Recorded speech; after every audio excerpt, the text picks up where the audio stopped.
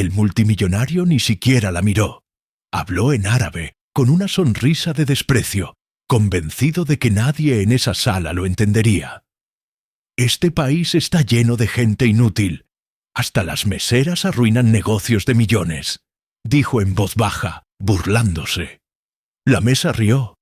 El gerente bajó la cabeza, y la mesera apretó los dedos, en silencio, hasta que levantó la mirada, y en un árabe perfecto, fluido, elegante, le respondió cada palabra.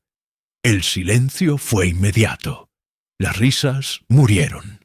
El multimillonario palideció, porque no solo lo entendió, lo corrigió y lo dejó expuesto frente a todos. En ese instante, el hombre más poderoso de la sala entendió algo aterrador. Acababa de humillar a la única persona que podía salvar su negocio. Lo que nadie imaginaba es que esa mesera despedida minutos después sería la misma mujer que decidiría el futuro de un acuerdo multimillonario y cambiaría su vida para siempre. Antes de seguir, escribe en los comentarios tu país y tu ciudad.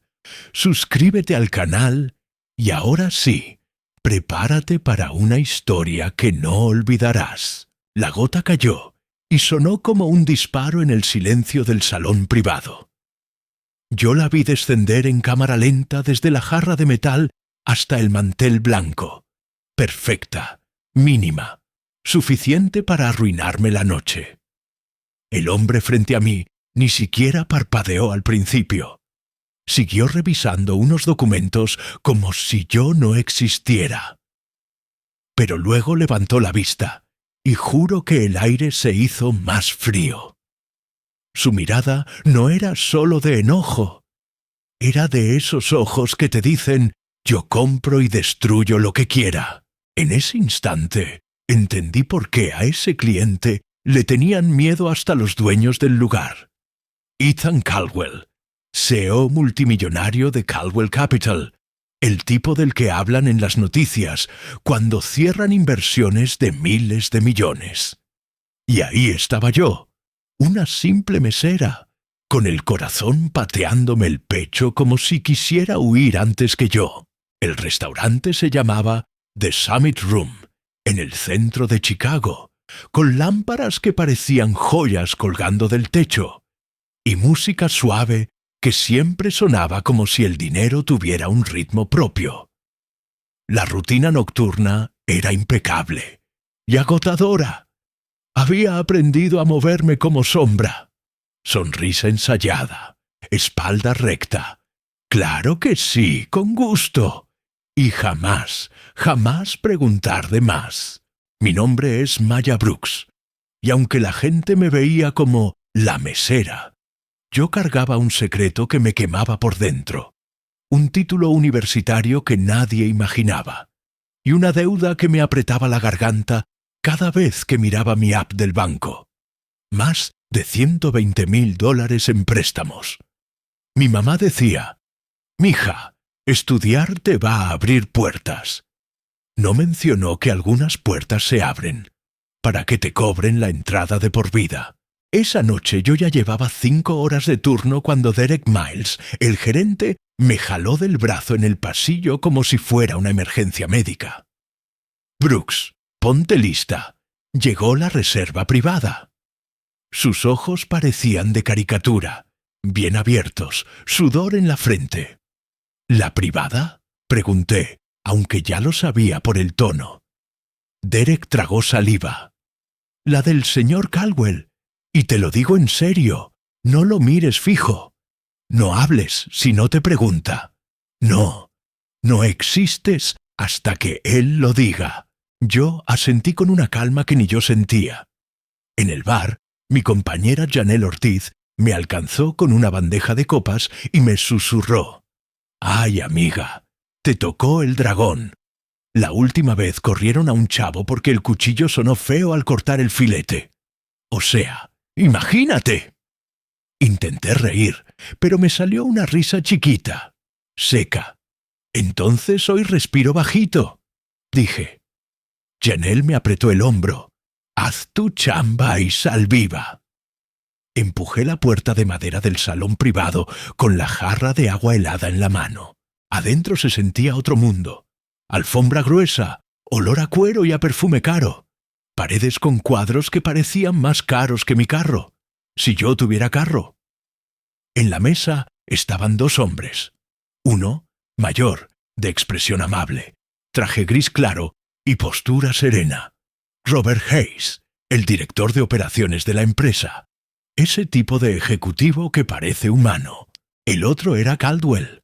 40 y tantos, mandíbula marcada, cabello negro peinado hacia atrás, traje oscuro perfecto, reloj que seguro costaba lo que mi renta de 3 años. Ni levantó la mirada cuando entré. «Buenas noches, señores. Les ofrezco agua», dije suave.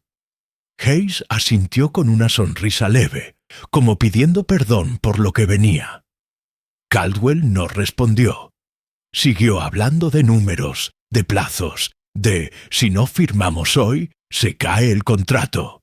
Yo me acerqué con cuidado, llené los vasos y en el momento exacto, el hielo chocó. Un chasquido mínimo, una gota, nada. Pero para Caldwell fue como si yo le hubiera escupido el plan de inversión encima. Él se quedó quieto. Luego miró el mantel. Luego me miró a mí. «Derek», dijo sin subir la voz, y aún así sonó como orden militar. El gerente apareció casi corriendo. Caldwell señaló la manchita. «Estoy discutiendo un contrato de miles de millones», dijo, «y tengo que lidiar con distracciones». Derek empezó a limpiar como si la mesa estuviera en llamas. «Mil disculpas, señor Caldwell, por favor». Caldwell ni lo escuchó. Su dedo apuntó hacia mí, sin mirarme ya. «Quítala». Yo abrí la boca, porque era una gota, porque era injusto, porque yo también era humana. Y Derek me cortó con un susurro venenoso. «Cállate». Caldwell cambió el idioma de golpe. Lo hizo con intención, como quien baja la voz para que no lo entiendas. Solo que yo sí entendía. Empezó a hablar en árabe, rápido, limpio, burlón. Yo escuché cada palabra como si me la escribieran con fuego, que este país era un chiste, que ponían a niñas sin cerebro a hacer trabajo serio, que yo era el ejemplo perfecto de lo inútil. Robert Hayes apartó la mirada, incómodo. Derek sonrió nervioso, sin captar nada, pensando que era cosa de negocios. Y yo sentí el calor subirme desde el pecho hasta la cara. Aquí va la parte que nadie esperaba, ni siquiera yo. Porque una cosa es saber algo, y otra es atreverte a usarlo cuando estás contra la pared. Yo apreté los dedos hasta que me dolieron, respiré hondo y levanté la mirada. Y lo hice en el mismo idioma en el que me estaba humillando. «Su suposición es incorrecta, señor Caldwell», dije en árabe, claro, firme, sin temblar. Fue como apagar la música de todo el mundo. Robert Hayes se quedó congelado. Derek abrió la boca, pero no le salió sonido. Caldwell levantó la cabeza despacio, como si le hubieran cambiado la realidad de lugar. Yo seguí, porque ya que te lanzas completo. No soy una niña sin cerebro. Puedo leer esos informes financieros. Y también entiendo lo que usted cree que está diciendo cuando se esconde detrás de un idioma. Y lo que dijo habla más de su carácter que de mi capacidad. Caldwell perdió color, literal. Su seguridad, esa armadura invisible, se agrietó por un segundo. «Tú hablas árabe», murmuró, ahora sí mirándome como si existiera por primera vez. «Lo domino», respondí. «Y también domino el respeto, aunque hoy aquí fue escaso». Derek reaccionó tarde, tratando de recuperar autoridad, como si estuviera actuando en una obra barata. «Estás despedida, Maya. Fuera de mi restaurante ahora mismo». Y mira No te voy a mentir. En otra etapa de mi vida habría suplicado. Habría dicho por favor con la dignidad hecha bolita. Pero esa noche algo se rompió y algo se armó al mismo tiempo. Me quité el delantal, lo doblé con calma y lo dejé sobre la bandeja como si fuera una renuncia elegante. «No se preocupe, señor Miles», dije en español. «No pienso quedarme ni un minuto más». Luego miré a Caldwell una última vez, y solo para él, en árabe, le solté una frase suave pero filosa. «Suerte con su trato. La va a necesitar». Caminé hacia la salida con las piernas temblando. Sí, pero con la cabeza en alto. Afuera, el viento de Chicago me pegó en la cara como bofetada fría. Yo estaba desempleada, con la renta vencida, con menos de $500 en la cuenta, y con una certeza nueva. Lo que Caldwell acababa de hacer no se iba a quedar ahí. Porque si un CEO multimillonario te humilla así, normalmente es porque cree que puede controlarte. Y yo tenía la sensación horrible, pero también intrigante, de que esa historia apenas estaba empezando. ¿Qué iba a hacer él después? ¿Aplastarme? ¿O buscarme? El primer golpe no fue perder el empleo. Fue el silencio del día siguiente. Ese silencio espeso que se mete en el departamento como polvo viejo y te recuerda, a cada segundo, que ya no tienes a dónde ir.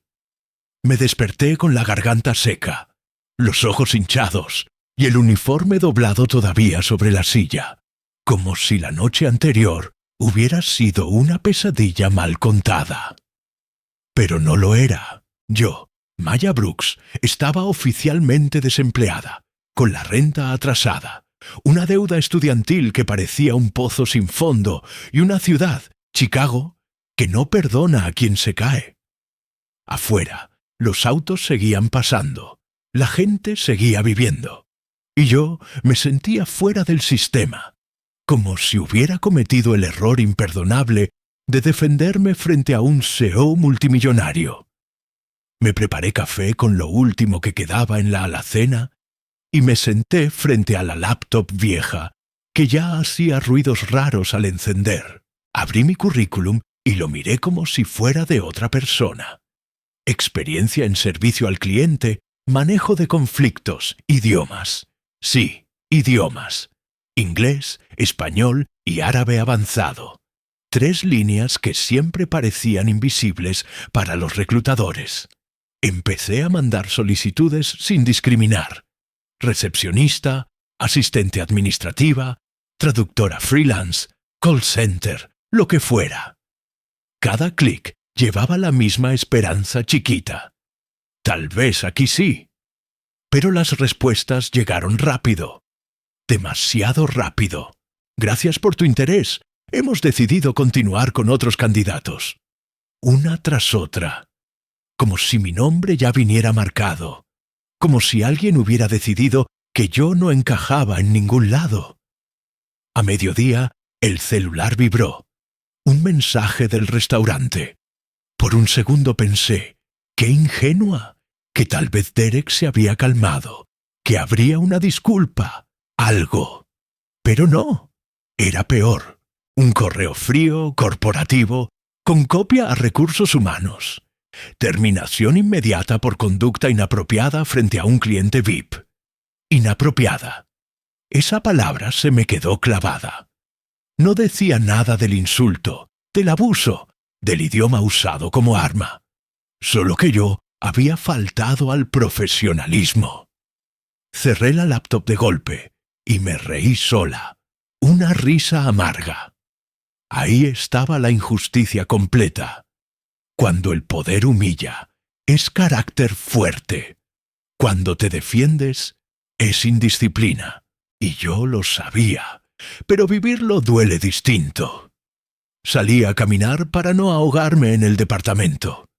El viento frío me despejó un poco la cabeza mientras cruzaba calles llenas de gente que no tenía idea de que mi mundo se estaba desmoronando. Pasé frente a un café elegante y vi mi reflejo en el vidrio. Misma cara, misma ropa sencilla, pero una expresión distinta. Ya no era solo cansancio, era rabia contenida. Pensé en mi mamá, en las noches estudiando árabe con audífonos baratos, en las veces que me dijeron, ¿para qué sirve eso aquí? Pensé en Ethan Caldwell, en su mirada congelada cuando le respondí, en esa fracción de segundo donde entendió que no todos los silencios son ignorancia. Y me pregunté algo que me dio miedo. ¿Y si lo que hice me cerró todas las puertas para siempre? Por la tarde, el teléfono volvió a vibrar. Número desconocido. Dudé. Lo dejé sonar. Volvió a sonar. Contesté con cautela. ¿La señorita Maya Brooks?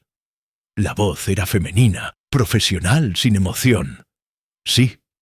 Habla Laura Bennett, asistente ejecutiva del señor Ethan Caldwell. El mundo se me detuvo. Literal. Me apoyé contra la pared del edificio como si me faltara el aire. El señor Caldwell solicita una reunión con usted hoy. Un vehículo pasará por su dirección en 20 minutos. No preguntó si podía. No explicó nada. Colgó. Me quedé mirando el celular sin saber si sentir miedo, enojo o una curiosidad peligrosa. Mi primera reacción fue pensar que quería aplastarme legalmente, obligarme a firmar algo, comprar mi silencio. Porque cuando eres una mesera enfrentándose a un CEO multimillonario, la justicia rara vez juega de tu lado. 20 minutos después, un auto negro, largo, impecable, se detuvo frente a mi edificio. El contraste era absurdo. Subí con el corazón acelerado, vestida con lo único decente que tenía. Pantalón oscuro, blusa sencilla, cabello recogido. El chofer no habló. Las calles pasaban como una película muda mientras mi cabeza armaba 1000 escenarios. Pensé en bajarme. Pensé en correr. Pensé en quedarme. No sabía a dónde me llevaban hasta que entramos a un estacionamiento subterráneo y subimos por un ascensor privado.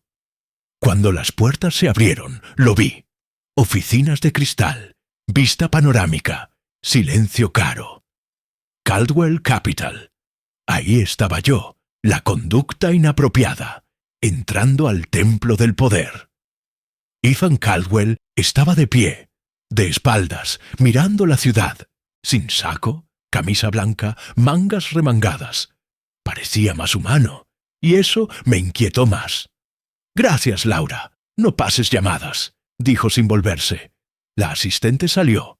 El silencio quedó entre nosotros como un animal dormido. «Tiene una maestría en estudios árabes», dijo él al fin, sin rodeos. No era una pregunta.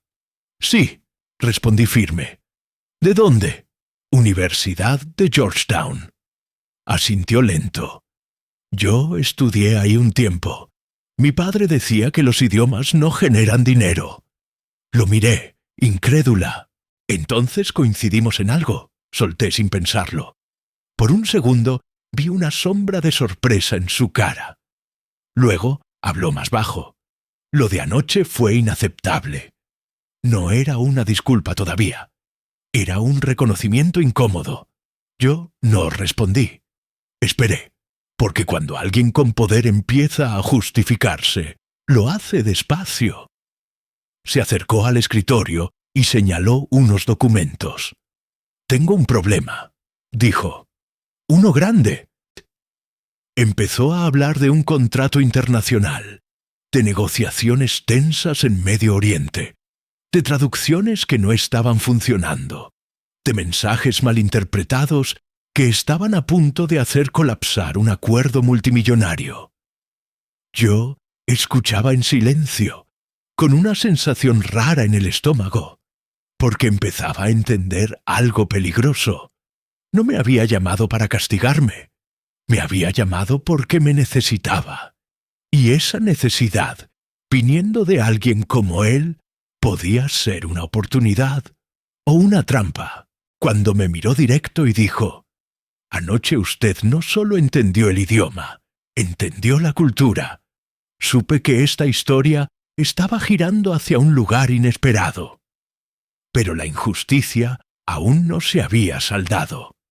Porque antes de cualquier oportunidad, yo necesitaba saber una cosa. ¿Esto era respeto o solo conveniencia? Y justo cuando iba a abrir la boca para poner mis condiciones, Ethan Caldwell soltó la frase que cambió el peso de la sala. «No confío en nadie más». Ahí entendí que el juego apenas comenzaba. Pero, ¿qué estaba dispuesto a ofrecerme realmente un hombre que horas antes me había humillado? Nunca olvidaré la forma en que me miraron cuando Ethan Caldwell anunció que yo estaría en la reunión. No lo dijo con bombo ni platillo. No me presentó como experta ni como asesora. Solo soltó la frase mientras caminábamos por el pasillo de cristal. «Ella nos acompaña». Y fue suficiente para que el aire cambiara. Los ejecutivos se miraron entre sí, algunos con cejas levantadas, otros con esa sonrisa educada que no llega a los ojos. Yo lo sentí en la piel. Para ellos yo seguía siendo la mesera. La mujer que había servido agua la noche anterior. La anomalía. Y aunque llevaba un traje sobrio, el cabello recogido con cuidado y una carpeta llena de notas, sabía que, en ese mundo, las primeras impresiones pesan más que cualquier currículum. La sala de juntas era amplia, minimalista, con una mesa tan larga que parecía diseñada para marcar jerarquías. Me senté hacia un costado, no por orden directa, sino porque nadie me indicó otro lugar. Ethan en la cabecera, Robert Hayes a su derecha, 3 abogados, 2 analistas financieros y un consultor externo que no dejaba de mirarme de reojo. «Bien», dijo Caldwell, golpeando suavemente la mesa. «Tenemos una llamada en 1 hora con el consorcio. Quiero revisar la estrategia». Empezaron a hablar de cifras, cláusulas, tiempos de entrega. Yo escuchaba. Tomaba notas. Esperaba. Cada vez que abría la boca para intervenir, alguien me interrumpía con un «Sí, eso ya lo vimos» o un «Luego regresamos a ese punto». No era agresivo. Era peor. Era invisibilidad pulida. Hubo un momento en que uno de los abogados, un tipo joven con voz segura y traje demasiado nuevo, dijo: «El problema es simple. Ellos están siendo difíciles. Hay que presionar». Yo levanté la vista. «No están siendo difíciles», dije con calma. «Están siendo cautelosos». El abogado me miró como si hubiera hablado una planta. «Con respeto», respondió. «Esto es una negociación de alto nivel». Ethan no dijo nada. Robert me observó en silencio. Yo sentí el impulso de callarme, de volver a ese lugar cómodo donde nadie espera nada de ti. Pero algo dentro de mí, tal vez el cansancio, tal vez la humillación acumulada, no me dejó. «Justamente por eso», continué, «presionar en su cultura se interpreta como debilidad. Ya lo están viendo como arrogancia». El consultor soltó una risita baja. «¿Y eso lo dices por intuición?» Ahí estaba, el subtexto. «¿Y tú quién eres para opinar?» Respiré hondo. Lo digo porque llevo años estudiando cómo el lenguaje refleja poder y respeto, respondí. Y porque ya leí cada correo que han intercambiado con ellos. No están molestos por las condiciones, están molestos por el tono.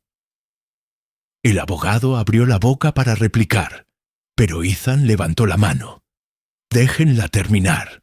Fue la primera vez que sentí algo parecido a respaldo. Expliqué despacio, con ejemplos simples, cómo una frase mal traducida podía sonar como una orden, como una expresión directa en inglés podía percibirse como insulto en árabe. Nadie me interrumpió, pero tampoco me miraron convencidos.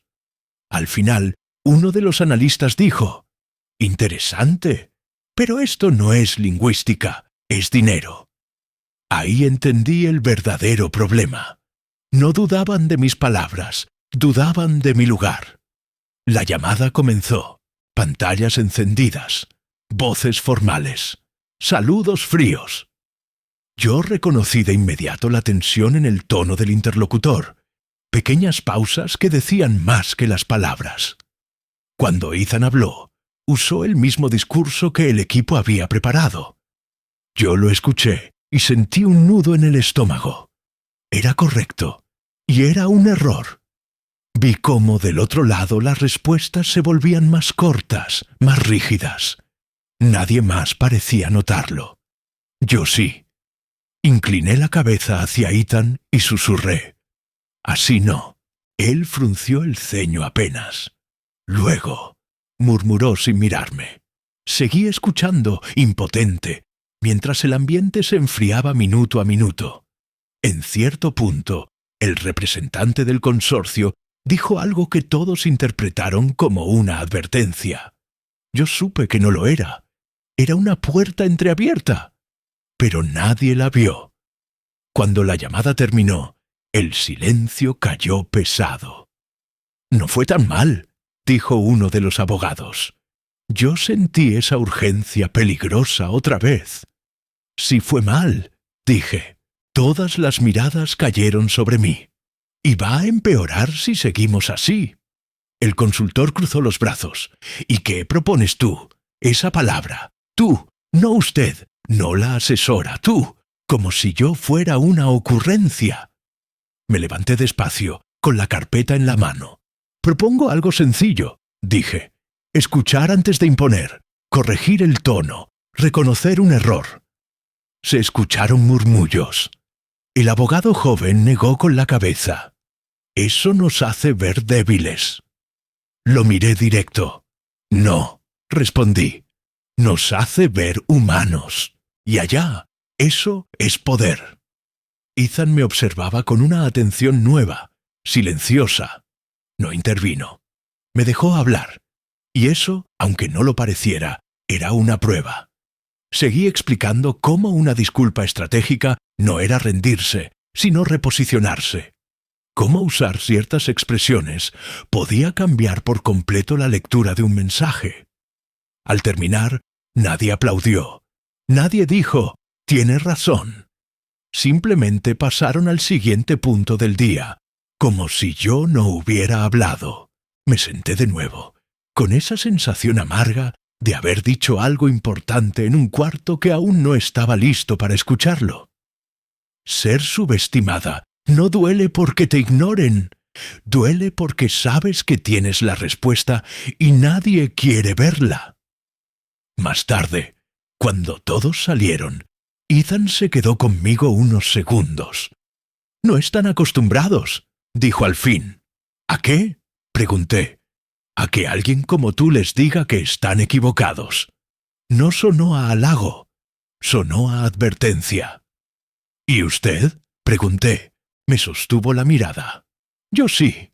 No dijo más. Se fue. Me quedé sola en esa sala enorme, con la ciudad reflejada en el vidrio, preguntándome si había cometido otro error al insistir. Porque una cosa es ser valiente una vez, y otra es sostener esa valentía cuando el sistema entero te empuja hacia abajo. Y aún así, mientras guardaba mis cosas, sentí algo claro. Si no me escuchaban ahora, sería porque todavía no había ocurrido la revelación que los obligaría a hacerlo. Y esa revelación estaba más cerca de lo que todos creían. Porque había un detalle en los documentos, uno pequeño, casi invisible, que nadie había notado. Nadie, excepto yo. El detalle ese estaba ahí desde el principio, mirándolos a todos con descaro, escondido a plena vista como esas palabras que parecen inofensivas hasta que entiendes su verdadero peso. Yo lo había visto la noche anterior, cuando todos se fueron y la sala quedó en silencio, con las luces reflejándose en el cristal y la ciudad latiendo abajo como un organismo vivo. Abrí de nuevo los documentos del contrato, uno por uno, sin prisa, como se leen las cosas importantes. No buscaba errores gramaticales ni cifras mal puestas, buscaba intención. Y entonces apareció una expresión recurrente, repetida en correos y borradores, traducida siempre como ajuste técnico menor. Para cualquiera del equipo legal era eso, un tecnicismo sin alma.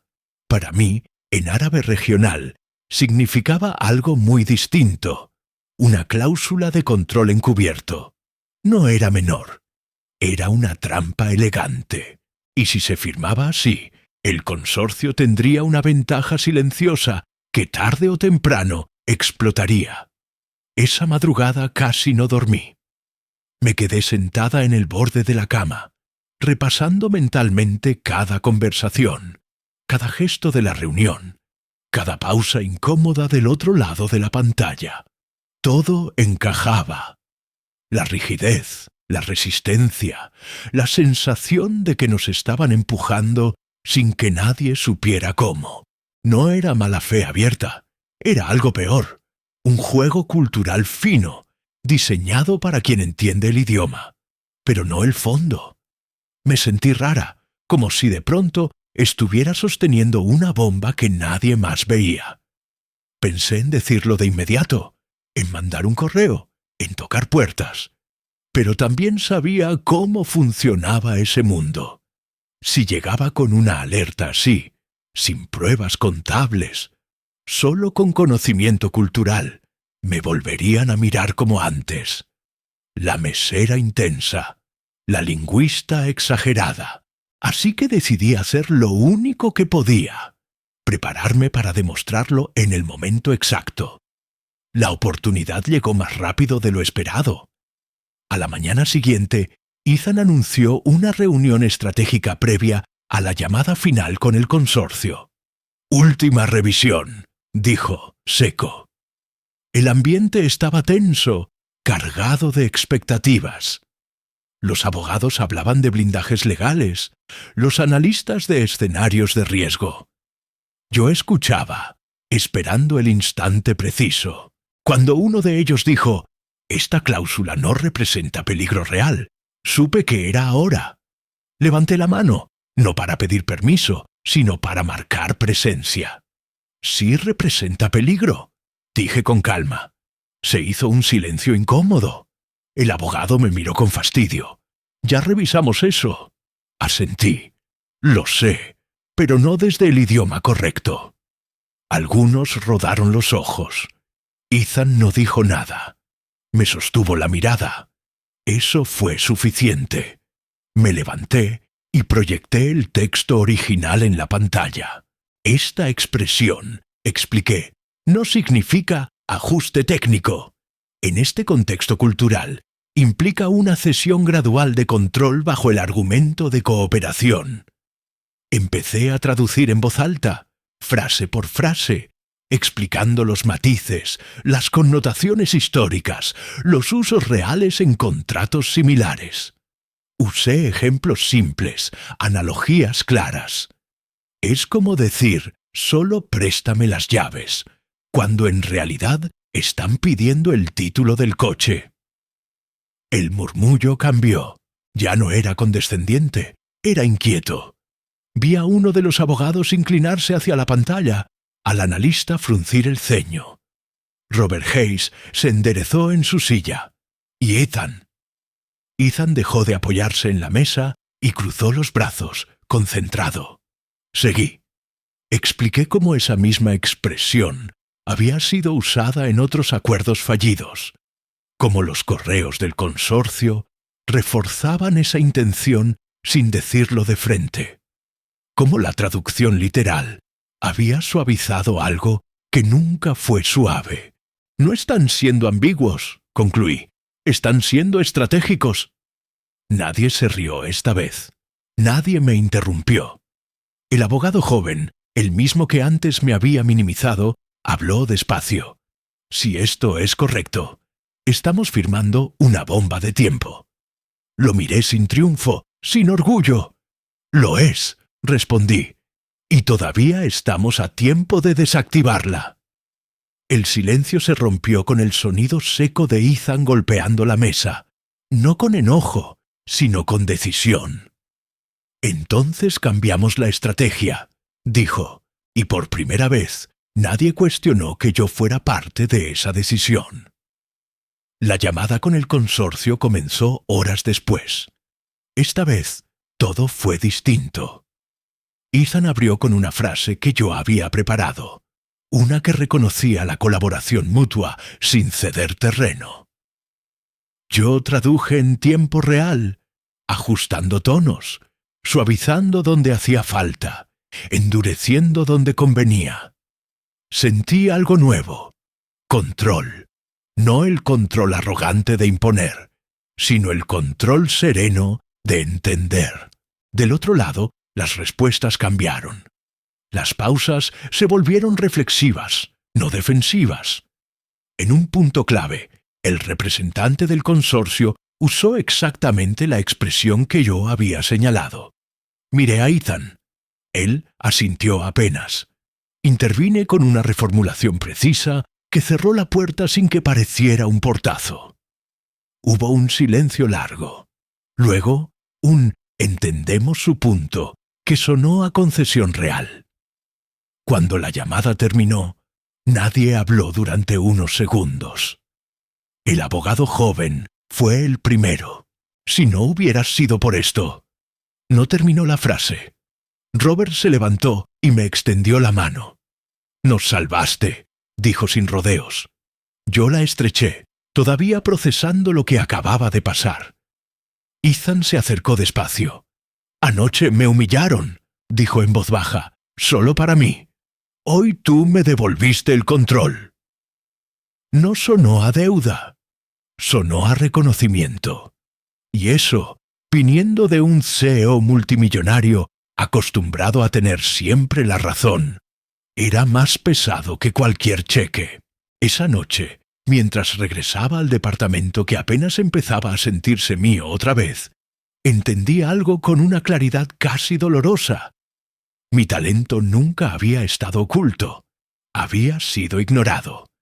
No por falta de valor, sino porque no encajaba en la narrativa cómoda del poder. Yo no era parte del molde, y justo por eso había visto lo que ellos no. Pero también supe algo más inquietante. Cuando alguien descubre que dependes de él, el equilibrio cambia. Ya no eres invisible. Te vuelves indispensable. Y esa nueva posición, tan poderosa como frágil, traería consecuencias.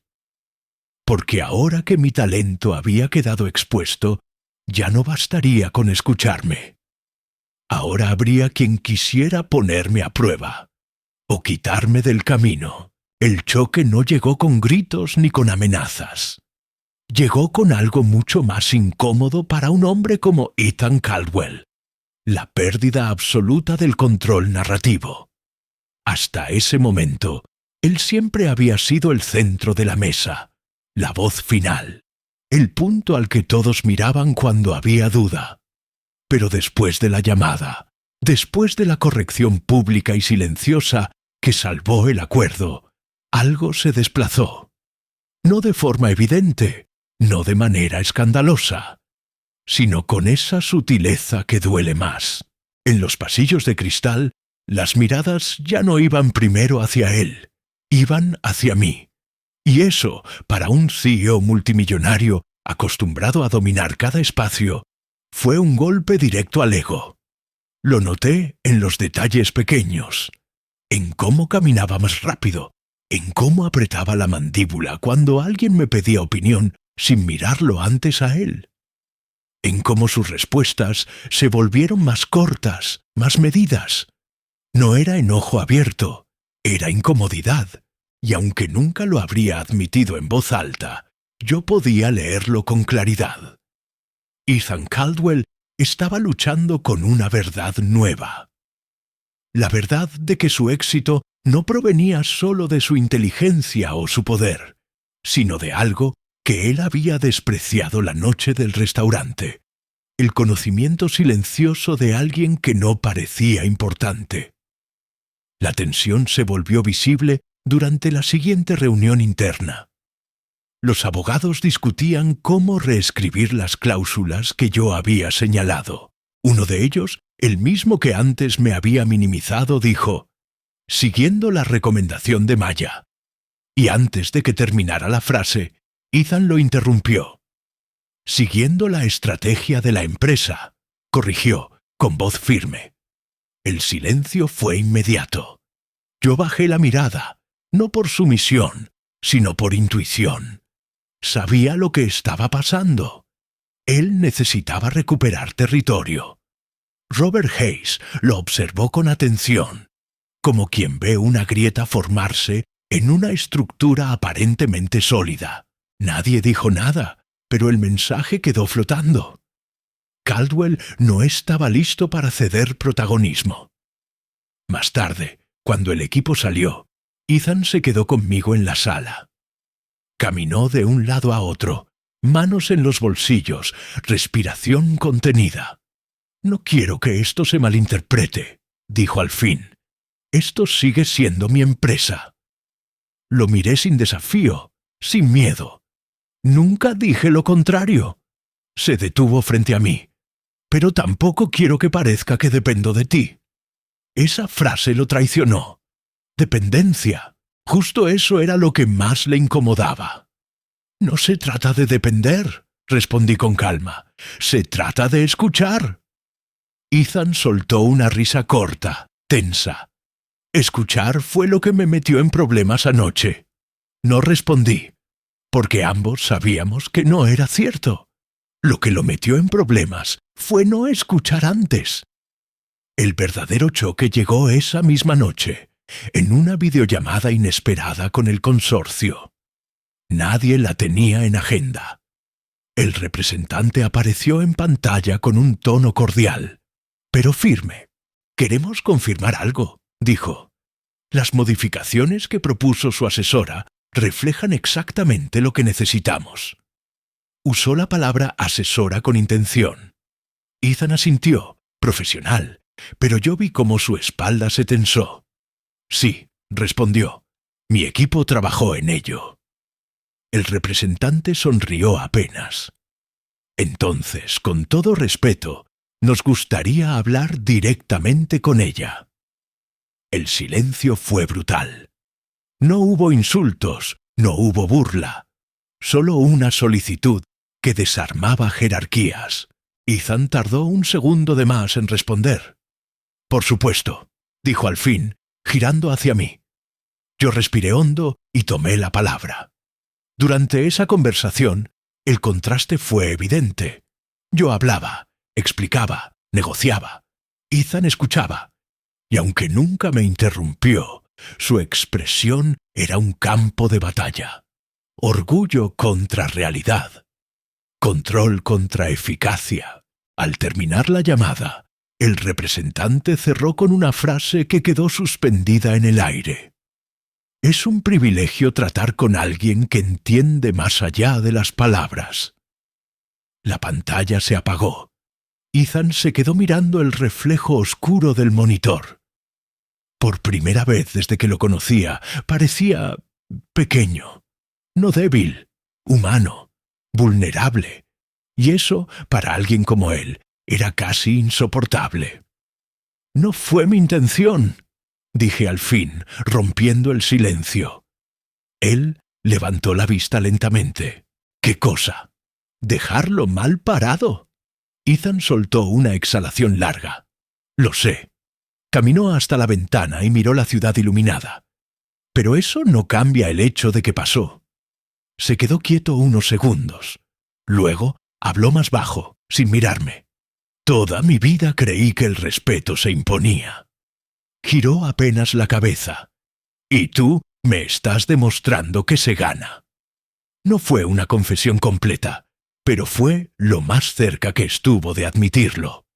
Yo sentí un nudo en el pecho, porque entender a tu antagonista no siempre trae alivio. A veces trae responsabilidad. Esa noche, al volver a casa, pensé en la ironía brutal de todo. Yo había sido humillada por un hombre que ahora luchaba por no sentirse desplazado por mí. El poder se estaba reacomodando, y eso nunca ocurre sin resistencia. Sabía que Ethan Caldwell no era un villano simple. Era alguien criado para ganar, para mandar, para no ceder, y ahora estaba aprendiendo, a golpes silenciosos, que el mundo no siempre obedece a quien grita más fuerte. Pero también supe algo inquietante. Cuando el antagonista empieza a cambiar, el entorno se vuelve más peligroso, porque no todos celebran la transformación. Algunos prefieren destruir antes que adaptarse. Y esa resistencia no vendría de Ethan, vendría de afuera, de un lugar donde el ego no acepta correcciones, y donde mi presencia ya había empezado a incomodar demasiado. El reconocimiento no llegó como un aplauso ni como un anuncio formal. Llegó de la manera más incómoda posible, cuando ya no pudieron fingir que yo no existía. Empezó con pequeños gestos que, para cualquiera de afuera, habrían parecido insignificantes. Un correo reenviado con un consulta con Maya. Una reunión adelantada porque ella necesita estar. Una pausa incómoda cuando yo aún no hablaba, como si el aire estuviera incompleto sin mi voz. Yo lo notaba todo, aunque seguía entrando a las salas con el mismo paso discreto. Porque cuando has sido invisible tanto tiempo, el reconocimiento no te vuelve arrogante, te vuelve cautelosa.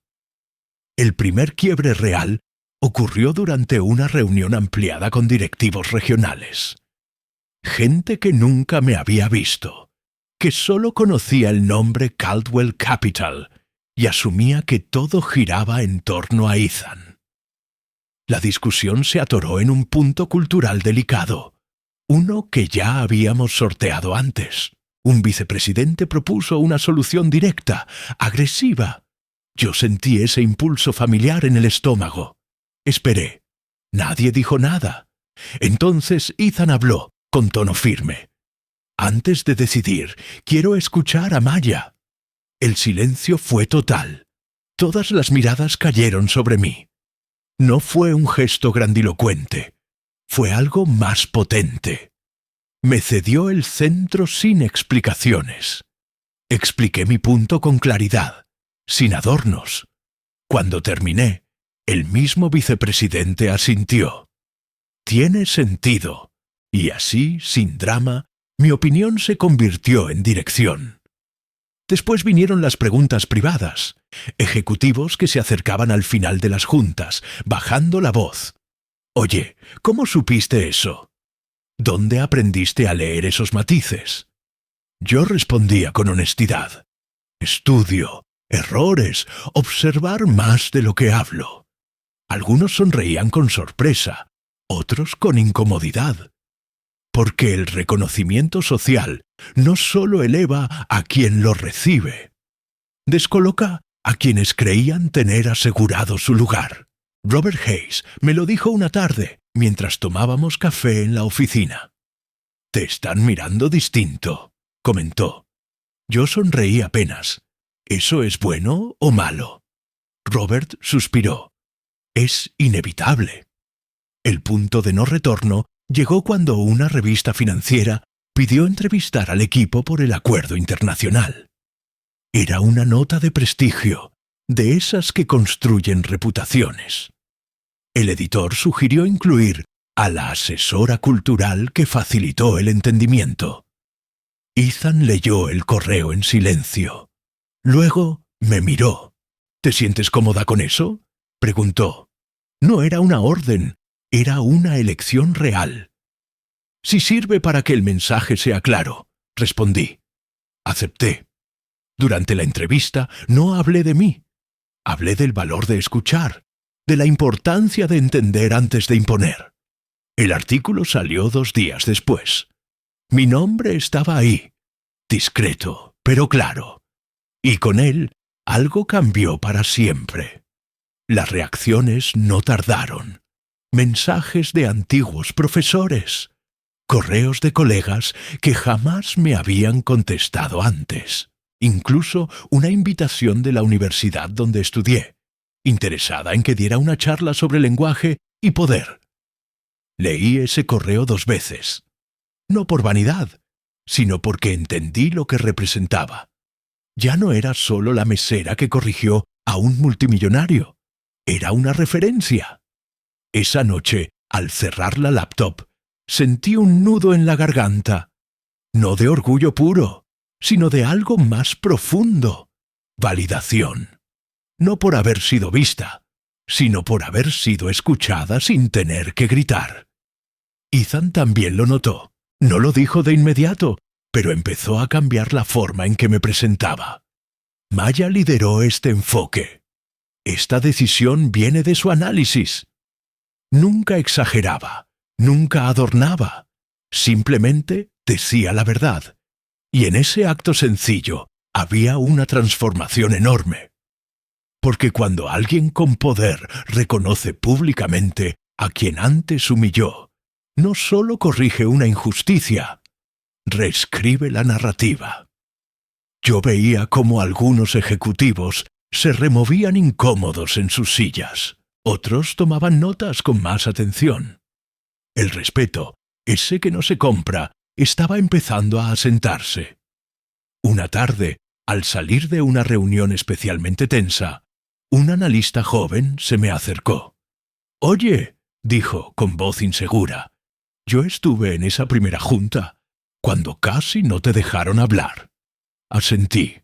«Solo quería decirte que ahora entiendo». Sonreí. «No necesitas entenderme a mí», respondí. «Solo escuchar».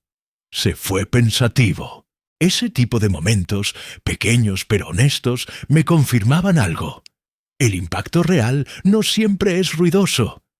A veces se filtra lento, como el agua, gota a gota. Pero no todo reconocimiento viene sin costo. Esa misma semana, noté miradas más duras, silencios estratégicos, comentarios que se cortaban cuando yo entraba. La visibilidad también crea fricción. Y aunque Ethan me respaldaba, sabía que no todos estaban dispuestos a aceptar ese cambio. El reconocimiento social había llegado, pero con él una presión nueva. Porque ahora yo representaba algo más grande que mi puesto. Representaba la prueba de que el poder puede equivocarse y corregirse. Y no todos están listos para convivir con esa idea. Y mientras el mundo empezaba a reconocer mi voz, yo sentía que algo aún más grande se estaba gestando. Porque el reconocimiento es solo el preludio. Lo que venía después era una ascensión que nadie había anticipado. La ascensión no ocurrió de golpe, ni vino acompañada de fuegos artificiales.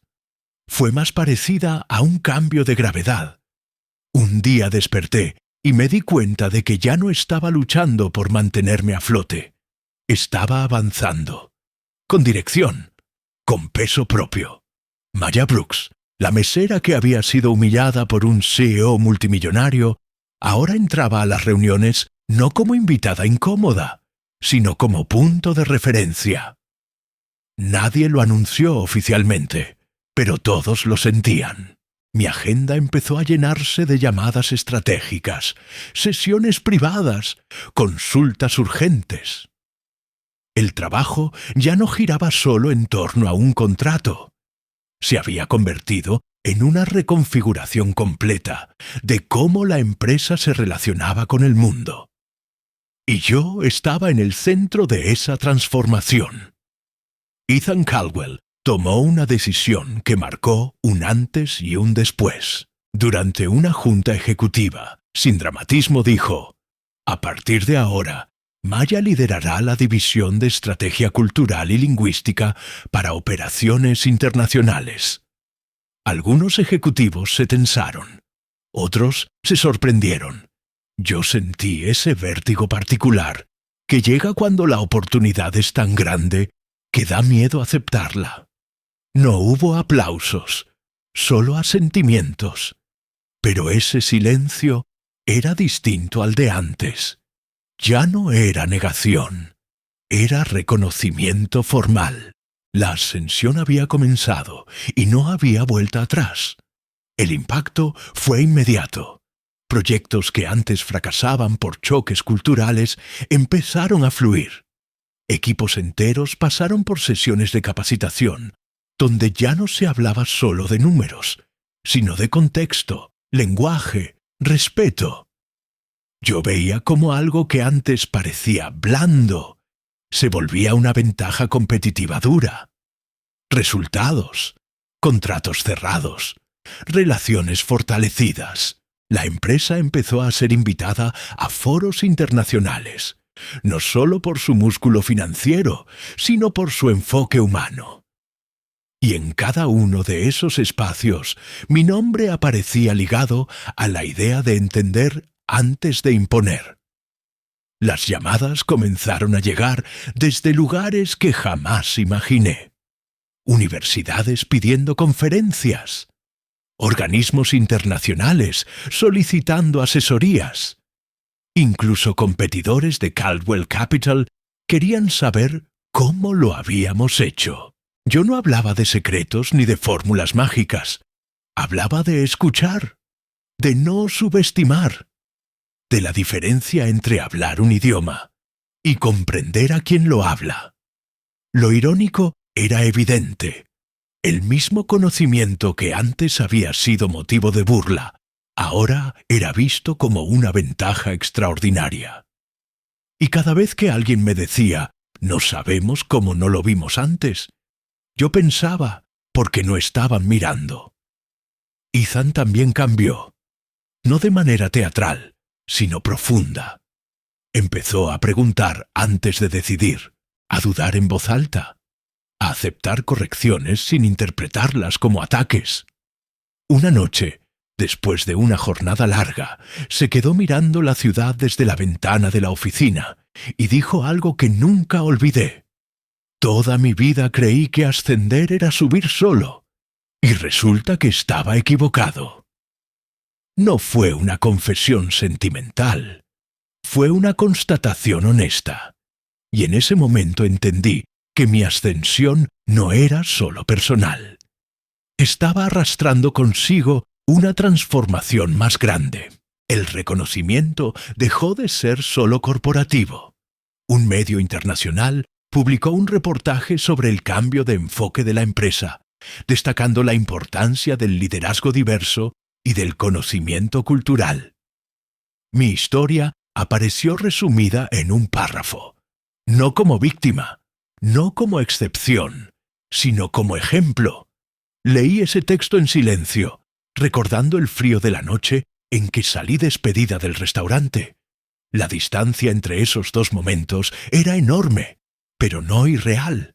Era consecuencia, trabajo, resistencia y una decisión tomada cuando era más fácil callarse. Sin embargo, la ascensión también trajo una responsabilidad nueva. Ya no bastaba con abrirme camino. Ahora había otros observando, otros esperando. Gente joven, profesionales invisibles, personas que habían sido subestimadas por no encajar en el molde tradicional del poder. Yo lo sentía en los mensajes que llegaban, en las historias compartidas, y entendí algo crucial. Cuando subes solo para ti, es éxito. Cuando subes y dejas espacio para otros, es impacto. Esa idea empezó a guiar cada decisión que tomaba. Al final de una semana especialmente intensa, regresé caminando a casa, con la ciudad iluminada y el ruido lejano del tráfico. Pensé en quién había sido y en quién me estaba convirtiendo. No era arrogancia, era claridad. La certeza de que la humillación inicial no había sido el final, sino el punto de quiebre necesario. Pero también supe que faltaba algo. La ascensión, por grande que fuera, no estaba completa sin un cierre humano, sin una razón que fuera más allá del éxito personal. Porque la verdadera cima no es el poder, es lo que decides hacer con él. La verdadera transformación no ocurrió en una sala de juntas, ni en un titular de revista. Ocurrió una mañana cualquiera, cuando entré a la oficina y vi a una joven sentada en la recepción, con el currículum apretado entre las manos y esa expresión que conozco demasiado bien, la mezcla de esperanza y miedo. Nadie la estaba atendiendo, nadie parecía verla. Me detuve, la saludé, y en ese gesto simple entendí hasta dónde había llegado. ¿Y por qué no podía olvidar de dónde venía? Porque el mayor riesgo de ascender no es caer otra vez. Es olvidar quién fuiste cuando nadie te escuchaba. Ethan Caldwell también lo entendió, a su manera. No fue de un día para otro, ni con discursos inspiradores. Fue con acciones pequeñas pero constantes. Cambió la forma de contratar, de evaluar talento, de escuchar voces distintas. Un día me dijo algo que me marcó más que cualquier reconocimiento público. Antes pensaba que el mundo se dividía entre ganadores y perdedores. Ahora sé que se divide entre quienes escuchan y quienes nunca lo hacen. No lo dijo con culpa, lo dijo con aprendizaje, y ese matiz lo cambiaba todo, porque la redención real no es pedir perdón, es no volver a repetir el daño. Propuse algo que llevaba tiempo rondándome la cabeza.